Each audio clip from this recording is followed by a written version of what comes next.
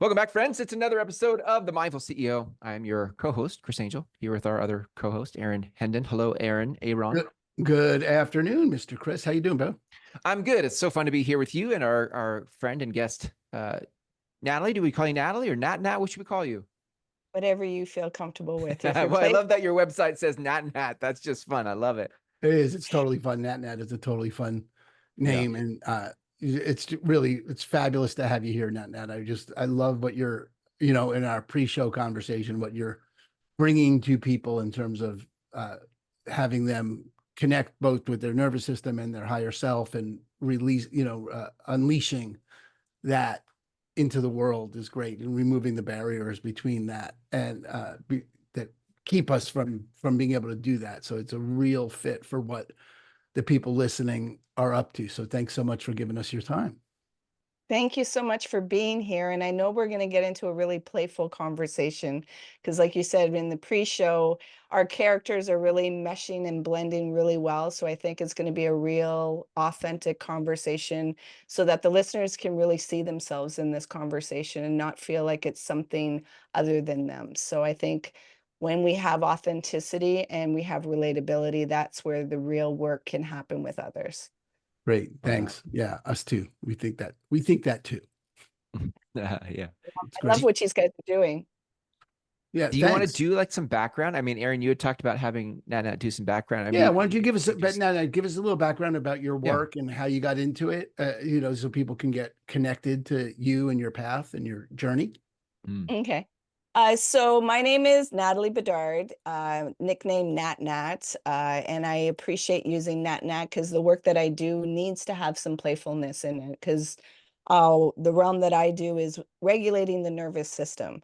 I have a company called The Lift Oneself, and I am titled as an energy healing specialist. And some people are like, what the heck does that mean? And a lot of them go and say Reiki, and it's like, no, it's similar to Reiki, yet I'm just very direct of understanding the nervous system and blending the two of spirituality and humanness. Because sometimes we hear spirituality and people are not acknowledging their human side, and their human side is their nervous system. It's this intelligent system that allows us to experience this dimension of a world. It's all about frequency and energy that is coming in through our sensory inputs, and it's always recording. So sometimes, you see things directly, but in the background, it's catching all kinds of things that you may not be aware of. So that's why, the word subconscious, that's why it's really important to really understand your nervous system and understand what experiences can cause these triggers and wounds and activations with that nervous system. And when I say activations of the nervous system, that's that fight, flight, freeze, or fawn response. So before there used to be 3 F's, but now we have introduced a 4th F so that people can better understand what's going on in their experiences and why they're not really fully able to access their behavior. And, I know a lot of times people are kind of frustrated with anxiety or frustrated that they're not able to take action with their action in their life or remove certain things. And it's always remembering that your body is using protection. I understand it can be an inconvenient way of protecting, yet it's in protection. And once you start to understand your nervous system and you befriend your nervous system, that's when you can understand why is it protecting in this way and learn to shift it. Like I know the big words now is rewiring your nervous system. And in order to rewire your nervous system, it requires you to understand your nervous system and how it behaves and reacts to things. So that's the work that I provide to people so that they have this safety, because the nervous system, if it doesn't have safety, you're not going to be able to access it. So you need to have that safe environment so that you can have honesty with yourself. And, what I always do in my podcast is I start off with a meditation so that people can hear a little bit of the frequency of my voice and also see what's possible within themselves. And it lets them see the kind of work that I provide to people. So would you guys be willing to go into a little guided meditation? That'd be great. I love that opportunity. It's good.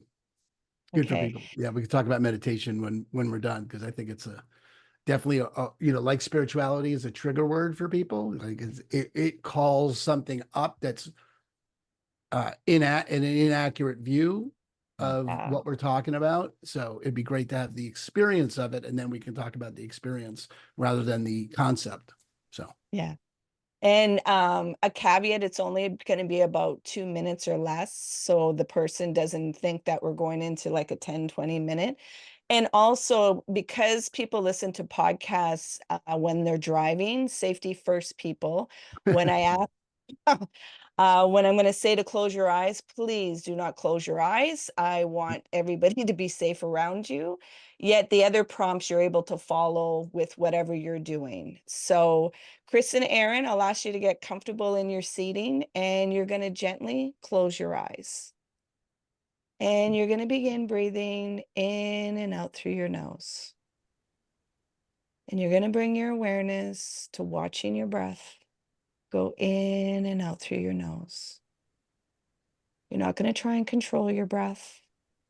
You're just going to let the awareness watch the rhythm of it and allow it to bring you into your body. There may be some sensations or feelings coming up. It's okay. Let them come up. You're safe to feel. You're safe to let go. Surrender the need to control. Release the need to resist and just be. Be with your breath. Drop into your body. Now, by now, there may be some thoughts or memories that have popped up, and it's okay. Gently bring your awareness back to your breath, creating a space between the awareness and the thoughts, and dropping deeper into your body. Just keeping that awareness with your breath. And again, there may be some thoughts coming up. Just gently bring your awareness back to your breath, creating more space between the awareness and the thoughts, and dropping deeper into your body.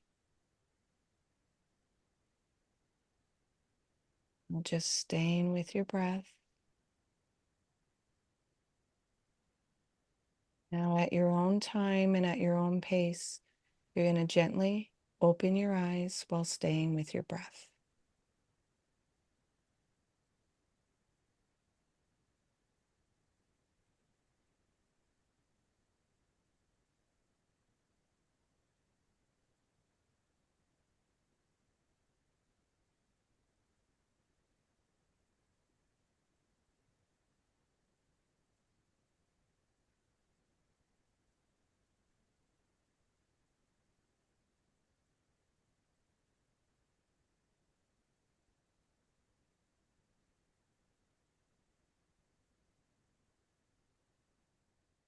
So this is a tool I teach my clients to start practicing every day. And so that they can recognize what's in their possession at all times, and that they can start regulating their nervous system, start being responsible of feeling what's going on internally. And a lot of times it's feeling your emotions that we don't even know how to label or recognize or acknowledge. Yet once we start being able to give verbiage of our inner state, that's when you're able to take more power of being responsive, not reactive to things. I love it. I could feel like in that experience, I could feel the thoughts. I noticed them. I'm in an office with a hallway over here, and I kept imagining people coming over to my door, like that protection thing that you're saying. Like, is there a threat to this podcast interview where somebody wants to open the door? That's just this particular moment. But I was present to just the very much the defense that's always on. The It's very interesting. unguardedness. Yeah. Yeah, on guardness. Yeah, right. And Yeah. so a lot of times we're not aware of what that going on. It's a Mhm. default that, but when we're surrendering and being in stillness, then you're aware of this thing protecting, and you're aware of how much energy it takes. Mhm. because it's like to reel it back in or ignore what it's trying to lure you and be apprehensive. It's like, oh, okay. You know, when I learned meditation, like in my introduction, I didn't mention I almost died 10 years ago. I had lesions in my brainstem and in my cerebellum, and I was hospitalized for almost 40 days. So that gave me a real good inner view of what goes on because the body practically shut down. And then I was released without a diagnosis, so without a plan of, you know, how do I get back my health and how do I get back into a state? And thankfully, a year after that, I learned TM, so transcendental meditation. And if anybody that is listening does meditation, when you learn it, they tell you to create a quiet space in your home. Well, I was a solo parent to three boys, and two of them were twins of the age of 5. There is no No quiet quiet space coming for you. now. So what I had to do was take meditation into the living room, onto the couch when the boys were fighting and listening to TV and being rambunctious. And as you said, Chris, that part's like, oh, stop. Like it's too noisy or it's disrupting me. I could see it. And then I learned to release it, that I can still stay with my breath. There's not something that needs my attention or interrupting. And what was really significant for me as a parent, I'm an only child. So I don't know how to relate to sibling rivalry. Mhm. And if somebody has twins and boys, there's a lot of fighting going on. And I want to stop it because something must be wrong.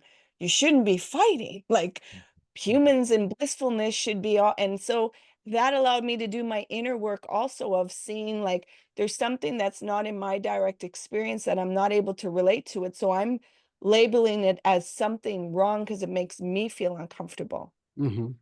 Do my work of being responsible that I'm interrupting. And as I would, I have Padwins because I'm a Jedi. I love Star Wars. And one time I was like, I don't understand your relationship to one of the twins. And he was like, why do you need to understand it? It's mine and his. It has nothing to do with you. That's great. It's And he super was, grounded response. Nice. yeah. And it was like, huh?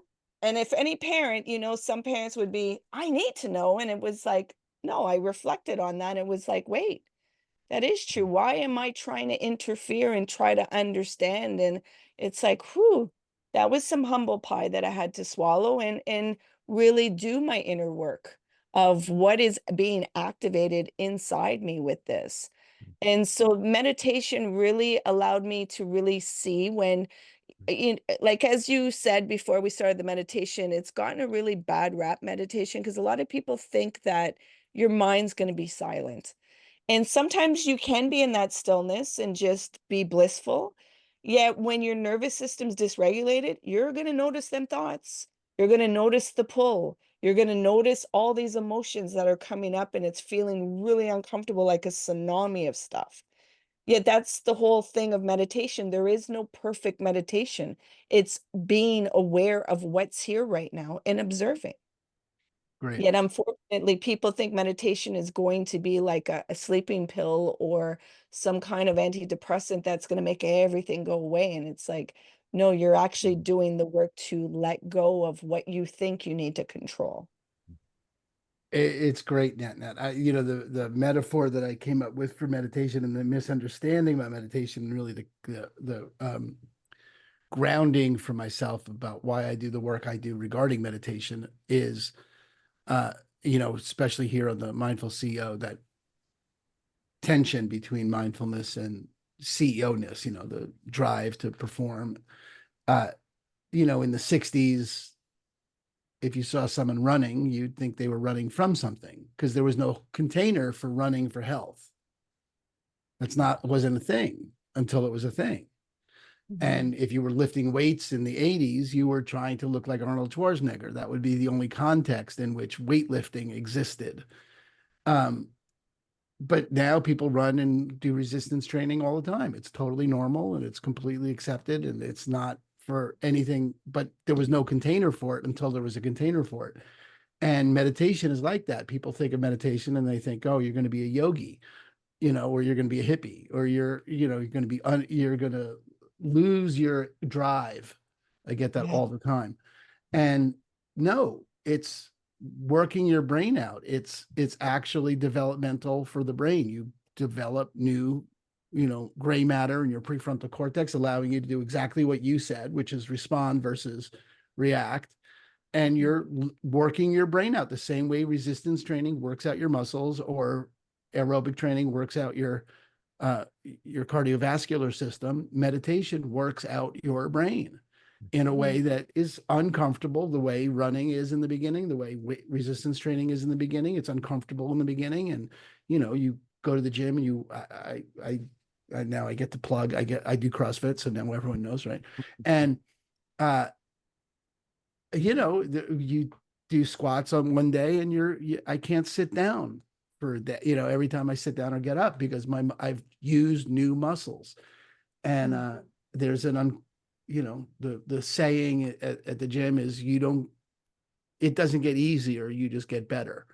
And I think that applies to meditation, is that it doesn't get easier, you just get better at that. And that's what you're talking about regulating your nervous system. And that's the physical outcome of meditation. And I love that we did it for 2 minutes, and because I think reps matter more than duration. The number of times you do it a day is more important than how long you do it.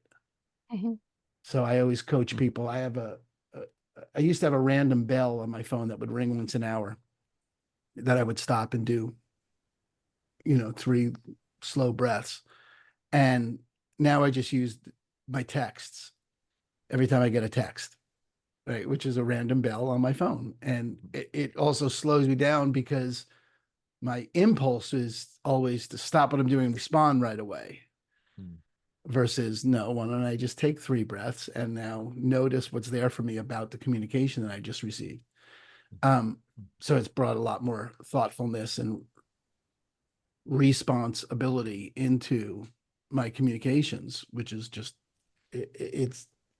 I think it's a really great practice, using interruption as a tool rather than as a distraction.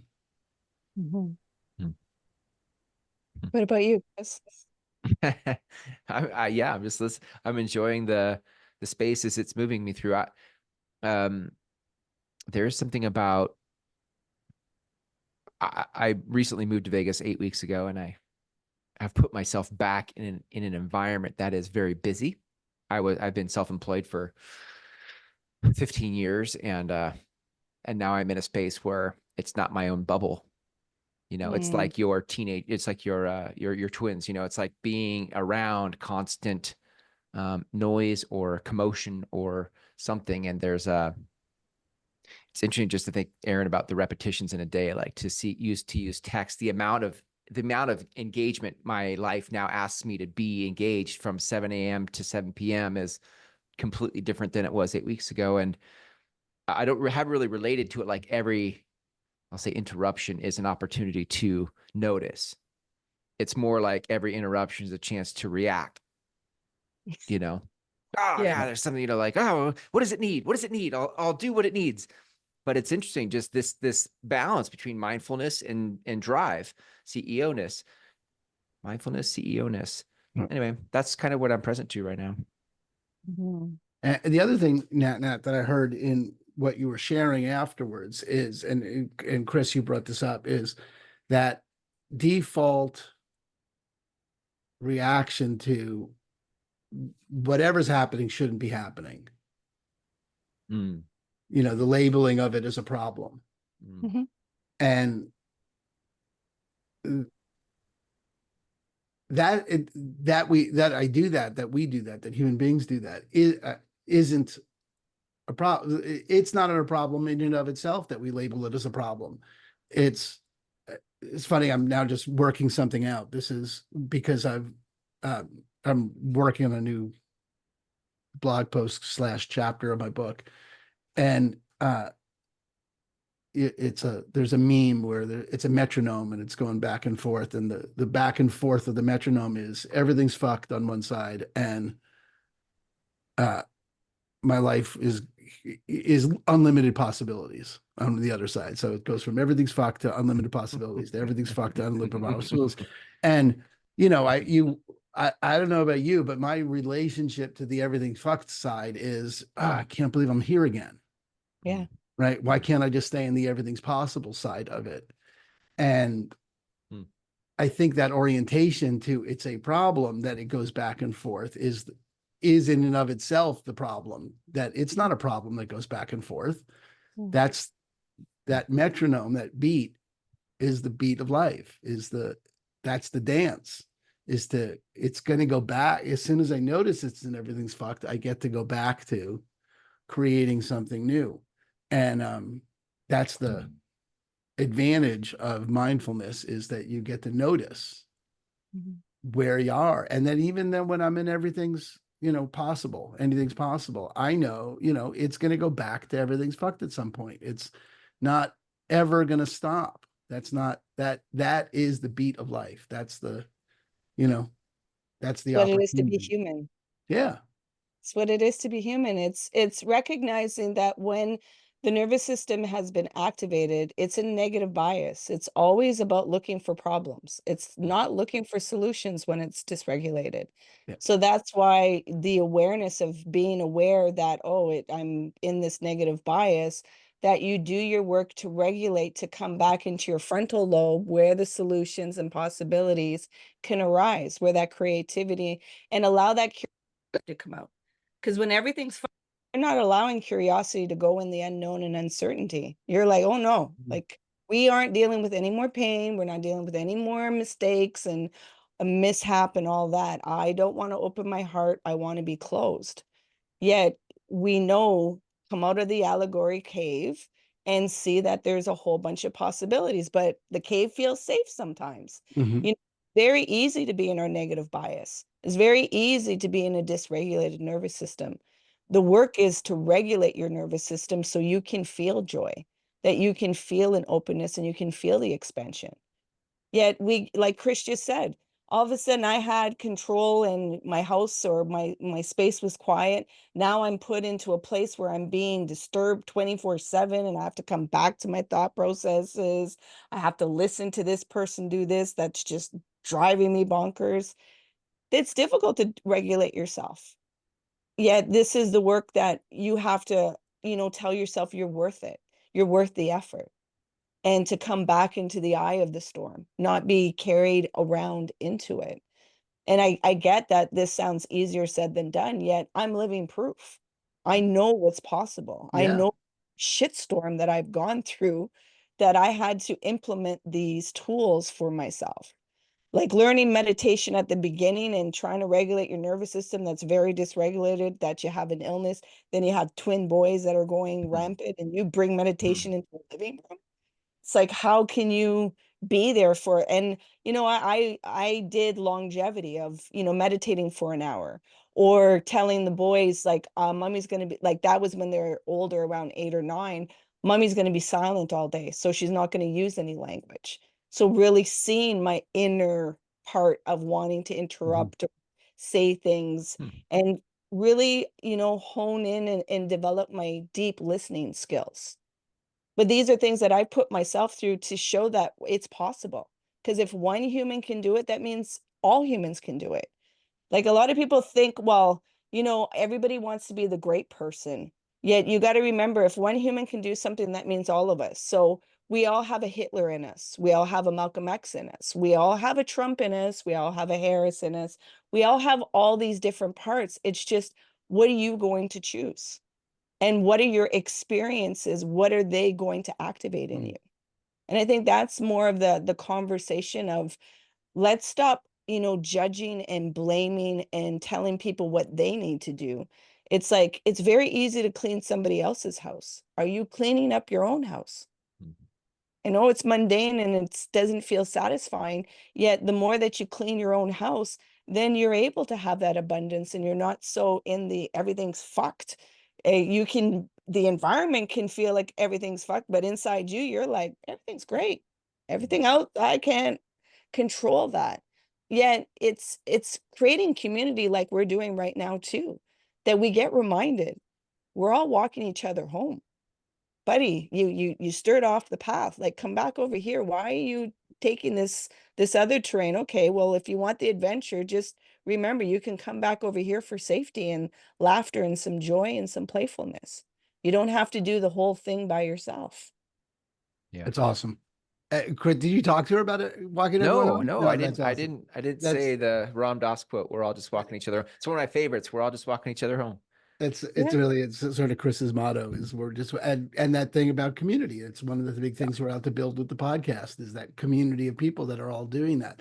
You know, Nat, when you were speaking, I had this, you know, in the world of self-development and the world of developing that skill set and the world of doing all that work, you know, there's you know, we often see it as a two-dimensional phenomenon where it's a circle, you know, it's just going from one space, you know, of everything's fucked to everything's possible. And it just looks like a circle that's not going anywhere. But if you look at it from the side, you can see it's not a circle, but it's a spiral. It's actually moving in an upward progression that you're getting, in fact, stronger. It's not, you're not in the same place. If you do the work, in, you know, this space, in my interrupting space about my house with my kids, or in my new job, or wherever I am, if I do that work, I am going to get to a new space of possibility that is stronger than the last space of possibility that I got. And then the new breakdown that's going to then call forth is going to be a bigger breakdown than the last one. It's not the same problem over and over. It's in fact a new problem because a new person is having it. You know, you never step in the same stream twice. You are always getting more and more. The more you practice, you know, you're just moving yourself up, but it's not, you know, it's a mountain with no top. So there's no there to get to. There's just, am I ready to be powerful? And you know you're ready to be powerful with the next space because the next space shows up and there you are. Exactly, You know, exactly. And sometimes it's intimidating. You know, it's, as you said, the spiral, you're always seeing it from a different view. The view is the same, but you have a different angle and perspective. And what I say about the dimension, I'm aging myself, is Donkey Kong. Did you guys play Donkey Kong when you Sure. were Oh yeah. younger? Oh yeah. So, you know, you knew that level, but you never knew what the next level was going to look like. And then right. all of a sudden you get to the next level and you could get hit with the wheelbarrow and bang down, you go back down to the other level. But you know this one real quick and you get back up and you learn that each dimension has its own skills and experiences so that you can keep growing. Yet our mind likes to just arrive somewhere and have perfection. I don't want to do this work. Like, our Yeah. monkey mind does not want to do work. It does not want to be interrupted. Just keep me in autopilot and that's all. And so it takes a lot of work to interrupt ourselves, to remind ourselves and see what our emotional state is, see where our mind is, actually be present. Like, a lot of us, it's like, I know everybody's like, be here now. Physically, we're here, but a lot of times we're in our head. We're analyzing things, we're Mostly we're judging, in our head. and it's needed for this dimension of a world. It's just being aware, wait, interrupt for a minute, because time is a tool, it's not a toy. And we tend to forget that. We think we have all this time and we put so much into something that it's like we could have used that to really build those connections with people and really prioritize what's important to us, which is, it takes, you know, your permission of how you're creating your story. It's easier said than Yeah. done, yet time is a tool. I just got present to how much urgency tends to spill into our lives, like especially in the spaces like I feel like I'm in now, where there's like it's never enough. There's always the next thing to do. We should have produced the result faster than we produced it. So how can I produce it faster tomorrow than I did today? There's an urgency that kind of takes me out of being present to it just reminds me of the meditation that we did for 2 minutes, like the defense, how do I make it faster? Everything's a response to something should be more urgent than it's happening now. And I'm curious your thoughts, Nat, on the connection between productivity, because I think, you know, a CEO is like, look, I mean, the game for me is productivity. That's the game. But what I've been hearing today that's sort of hitting me different is and Aaron, you said it when you were talking about meditation I don't know how you said it, but you said it and I thought, oh yeah, like, oh, it's an exercise for your brain. And I thought that's a different context for me about meditation. I actually want to do meditation if it makes my brain stronger. I was like, that's kind of cool because it can help me with productivity. I'm like, I love that. So Nat, can you connect some of the thoughts about how is our nervous system connected to our productivity? Because I think that's an interesting angle. Well, our nervous system is what, gives us the energy. So if it's dysregulated a lot, it's taking out a lot of gas, like a lot of energy to be able to support your neural energy. We understand that we need certain types of food to fuel the brain to be able to be creative and do the things that we're doing. So what meditation also does is it helps with our dopamine receptors. So it allows it to even go and expand it a lot more. Like social media and technology, unfortunately, I don't know where we had it in our mind that we're supposed to be in competition with technology. It's like technology was supposed to be here to simplify our lives. Yet if you talk to everybody, and as you just explained, Chris, everything is urgent and I have to be even more efficient. And Mm, it's like, but I mm, thought technology was supposed to do that. Why are we in competition to make everything so efficient mm. in this modern world? I think also too, when you talk about productivity, is it quality or is it quantity? I think that is a serious question that we have to ask is you can be productive all you want, yet is it productive in a quality aspect? Or are you just trying to bounce out everything?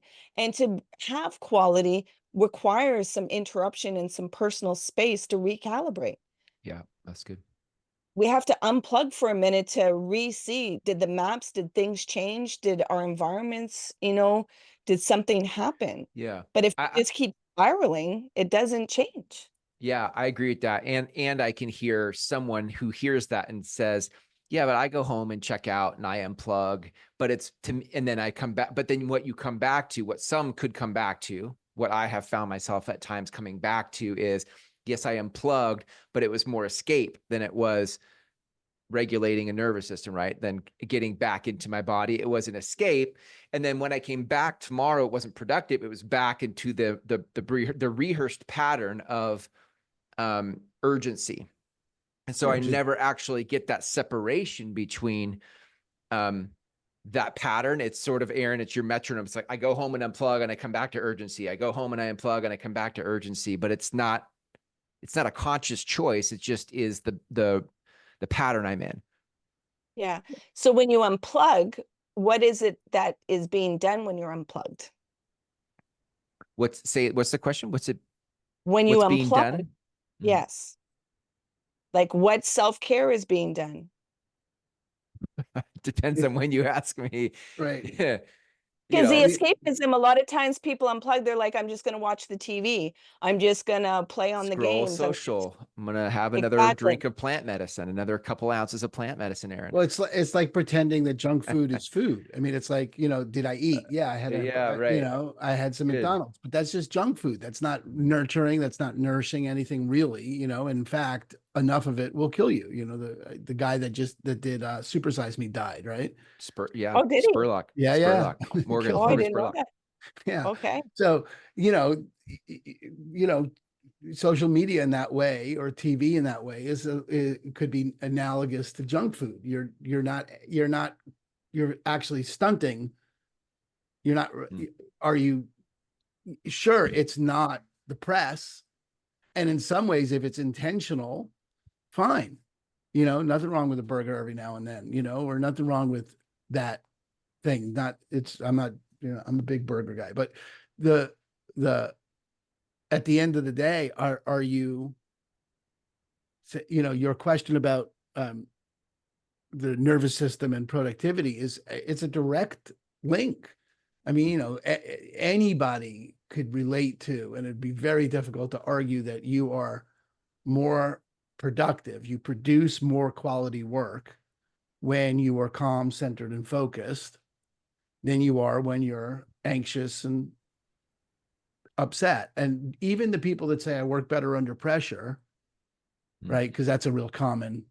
Sure. Which is true Yeah, because your but nervous system's producing a lot of adrenaline. People right. are adrenaline junkies. Yeah, but you're not, but that's you only work better under pressure because you've never learned how to work Yeah. You don't not know under anything. pressure. You don't have any context for actually performing in a flow state. Mhm. You're not more productive under pressure. That's the only context in which you've ever performed is you were trained as a kid. We were, developed as a kid to put that assignment off till the end. And we produced the assignment. We thought, okay, well, that worked. And so that's the default path to Hey, results. take it easy. Quit calling me out. Okay, I'm just saying that's the default path to performance that we've That was my secret sauce, man. That was my oh recipe. yeah, it was personal to you, right? No, Yeah. but that's only because we never really mastered what it is to be centered and grounded and present and aware. And because that actually takes intentionality to do. And, That's it doesn't take anything to throw a box of mac and cheese on the grill, which is fine. You got 3 kids and you did fine. That's what you got time for. It's not a judgment about it. It's just, let's not pretend that is honest. nourishing.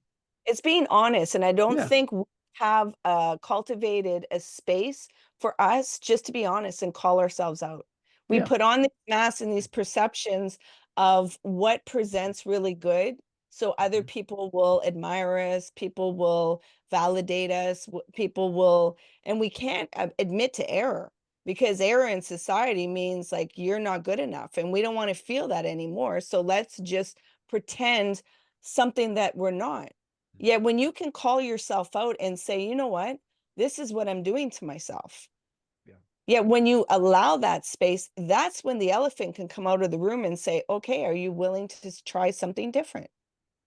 But until you come to that space to be honest with yourself, you're always looking to other people, call me out, call me out. That is your responsibility. But you have to create that safety space of, you know what, I'm trying, but I don't even know how to access this. Well, are you being honest? Like you may want something, yet is it needed? Like you said, when you said unplugged, I'm like, oh, okay, so off all technology. But that's why I asked, well, what does unplug mean for you? Because some people think unplug is just the work, but they don't realize technology ramps up our nervous system. Social media is fear porn. The nervous system and fear gets so ramped up, it doesn't know how to differentiate that this isn't its experience. You see somebody being shot, you watched the presidential election last night, all that stuff, everything's getting activated. And then you want to come to your lane and your work and think that that's not impacting it. It is.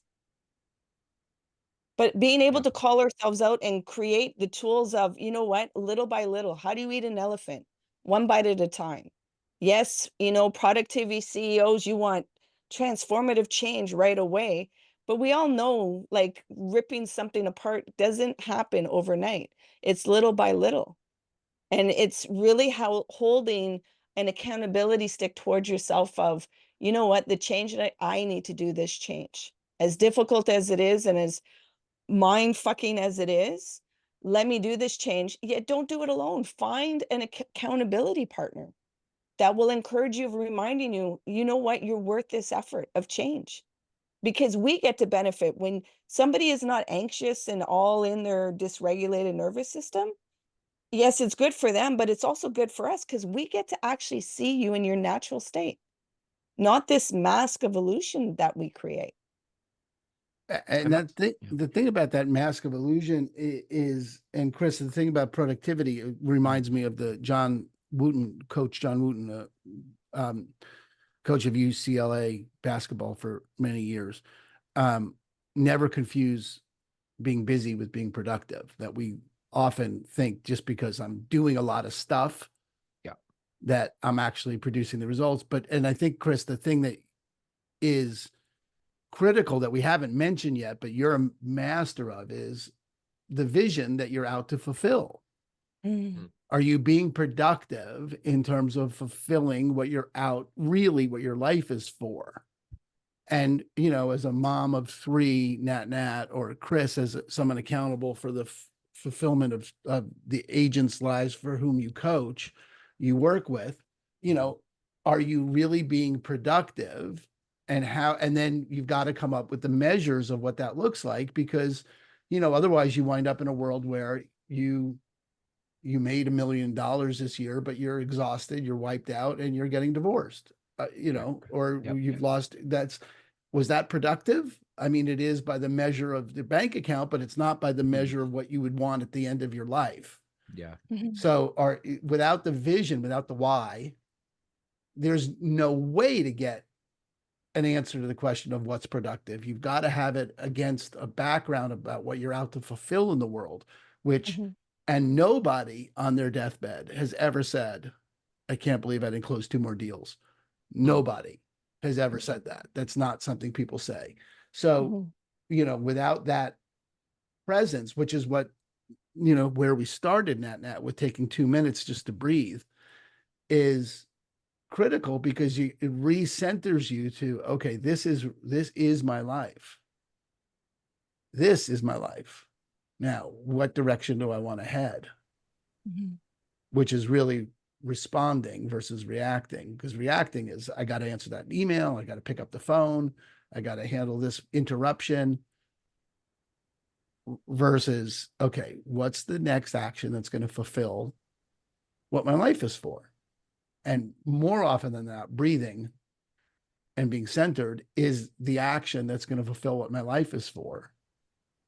It's like, oh, being centered, being here now, looking at the flower in the garden, This may be the task-oriented side of me, and I'll just say it in case anybody listening is thinking it, but I think like, okay, so if I sit down tonight and I do 2 minutes like we did at the start of our show today, and then I'm done, and I'm like, I noticed my breath, I noticed where my defenses kicked in, came back to my breath, and so I did it. I did my WOD, Aaron. I did my workout of the day for my brain, my CrossFit brain exercise. And now what do I do? Well, that's it. And now I'm bored. And now I'm sitting there going like, I guess I'll go back to social, because at least that gives me. But you could, but the point is, so as you do that more and more, as you practice that, right, you are literally, I'm not making this up. I'm not asking you to invent this like a context. This isn't like, well, let's see. This is like, NatNat's lesions disappeared. This is the science of your brain grows new neuronal pathways. You are literally changing your brain. It's not, you are literally getting a new cardiovascular capacity. You're getting a new muscle growth. You're getting a new brain. So the answer to the question, what do I do now, will naturally come. It will be a different answer 6 months from now after doing the practices than it is today. Yeah. You'll have a different orientation towards it. There'll be and it's inescapable. It's not like optional. It's not like, well, it works for some people or doesn't work for others. Meditation is over 2,500 years old. This isn't like, oh, well, we're just rolling out this new thing here called meditation. They didn't discover the neuronal pathway shit, the neuroplasticity stuff, till 50 years ago, but it's science-based and time-tested. It's both. You see, I think you said a great word, Chris, is boredom. People don't know how to be in boredom. Everything needs to be structured and have productivity, and it needs to, have something attached to it. Where when you do the meditation, if you can allow yourself to be in boredom, and like I said, I have NatNat to be in play, unstructured play. Let yourself do something that would bring enjoyment for yourself. Do something new, so that it helps your brain to develop too. Because when we do new experiences, it activates certain parts of our neurons to look for problems and find solutions. So find unstructured play of whatever that may look like, that you usually don't think you have time for, yet this is your time to actually do it. Because when you have more play, then you have more creativity and you're able to be more productive. But we don't to do those kind of things as an adult, because if you have children, you'll tell them, be bored and go find something to do. Go play. It goes back to, Chris, the thing that I just got from Esther Hicks when I was just there. Nat, do you do Abraham? Do you know Abraham and Esther Hicks? Yeah.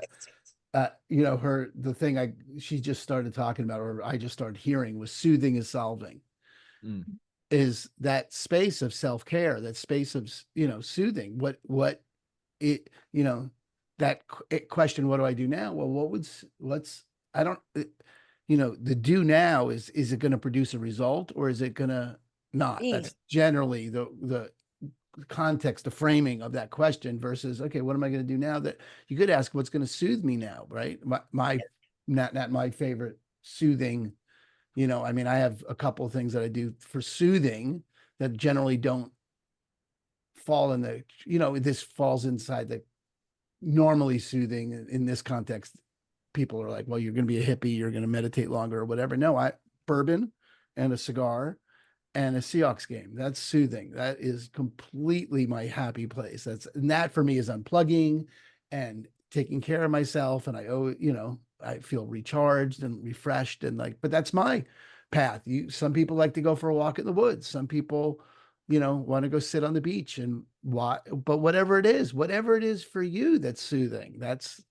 And that then turns off the default drive to produce some fucking result right now, which isn't ever productive really, because it doesn't ever really fulfill on what matters to you really as a human being. And if you're not even of a demand of the hypothetical answer to the question, well, that would leave me with, what do I do now? Get there and ask the question. You know, breathe for 2 minutes and then ask the question, and it'll be a different answer than the hypothetical answer you'd come up with now. Like, I'm going to try and poke a hole in it and not do it because I'm afraid that you know, like, no, do the work and then ask the question. But I think, you know, because, you know, when you're a meditator, you understand this, but somebody that hasn't, they won't understand what do the work means. So some of them kind of need a prescription of, okay, well, when I get here, what else can I do to, you know, implement this? And that's why I say, like, play, but find out what it is. And your question, like Esther said, what soothes you? Like, do you know what soothes you, Chris? I like shopping. Okay. Good. I like shopping. So anything else? I like bourbon. I like watching YouTube videos. When's the last time you went for a massage? I had one a week ago, but it had been a year before that. Before that had been over a year. And And how I did like it? massages. It was great. I love massages. Yeah. So re-implement it back. You know, Because you may not realize, you said that you just moved 8 years ago. I mean, 8 weeks ago. Yeah. You're going through some grieving also. Mm. You got excitement of going somewhere new, but you also left a place. So that means there's some grieving because there was loss. Mm. And so all of that, we don't take into consideration how it has an impact on, you know, the nervous system and our experiences and our emotional temperament, because you don't have time for that. I don't got time to really pay attention to that, but it's hijacking certain parts. You know, That's good. you matter, and taking care of yourself is what will bring more productivity. Mm. It's good. it's great. Mm-hmm. It's great. All right, good. Well, we should end there. End on Yeah. that. Taking care of yourself is great. Nat, if people want to get a hold of you and your offerings and what you provide for people, what should they know? My website's called liftoneself.com. So that's LIFTONESELF. And they can go on to my website, go on for a 15-minute discovery call to see if we can work together. I'm presently writing my book, so hopefully that will be out by early of 2025. And I'm also creating courses so that we can do it in a community to understand the nervous system and mindfulness and meditation, and, you know, start giving yourself permission of taking care of yourself. And what does that really look like? Because I think a lot of people hear theories, but they're like, well, where's the practicality? You know, I got 3 kids that are under 2, and how am I going to really take care of myself? So it's really finding the way for them in their experience, not just labeling in a certain way, and seeing what is possible that their mind may not know. So yeah, that's where they can find me. And I have my own podcast called Lift Oneself. And they also can find me on the socials under Lift Oneself, where I leave little, you know, gems of nuggets of wisdom and practical tools that they can use in their everyday. Awesome. Thanks, Yay, Nat, for being on Nat. the show. It's Thank so you for being so here. great to play with you like this, Nat. I so appreciate your time. Thanks for being here. And for everyone else, make sure you, if this episode was valuable for you and you enjoyed it, make sure you like it. Give us a little review on whatever podcast platform you're grabbing this on, or on YouTube. Feel free to share it with people, and let's get more people in this community. I love it. Yeah. Thanks, everybody. We'll catch you next time. Remember to be kind to yourself. Hey, friends, if you liked that episode, make sure to like the video and subscribe to the channel. To get our six-figure agent blueprint and other free resources, you can visit sixfigureagent.net. That's a number 6figureagent.net today.